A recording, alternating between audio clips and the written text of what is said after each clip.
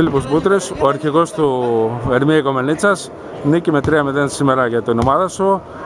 Πώς βλέπεις τη συνέχεια για τον Ερμία στο θεσμό του κυπέλλου και φυσικά στο πρωτάθλημα της ΕΣΠΑΔΕ? Καλησπέρα σας από μένα. Σήμερα κέρδισαμε 3-0 τον Αξί.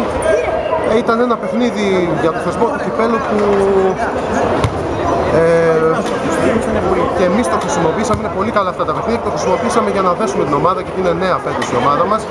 Έχουμε μαζευτεί πολύ από διάφορες περιοχές, πολλοί παίκτες, και προσπαθούμε να δεθούμε και να χαρούμε το βόλεϊ που παίζουμε.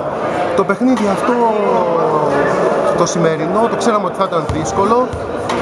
Θέλαμε να το κερδίσουμε. Προφανώς εμείς θέλαμε να το κερδίσουμε περισσότερο από τα παιδιά.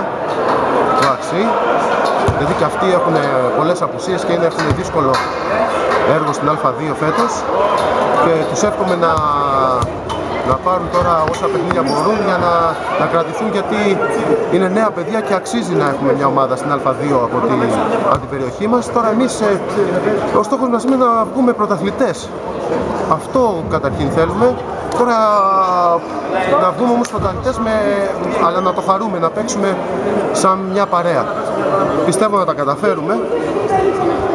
Ευχαριστούμε πάρα πολύ τον κόσμο που έρχεται στο γήπεδο να μας δει, παρόλο που ήταν και Τετάρτη σήμερα με δύσκολες καιρικές συνθήκες.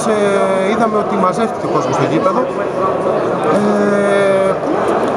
Αυτά ήθελα να πω. Συγχαρητήρια στα παιδιά, στην ομάδα μου, αλλά και στους αντιπάλους του Αξί, και τους εύχομαι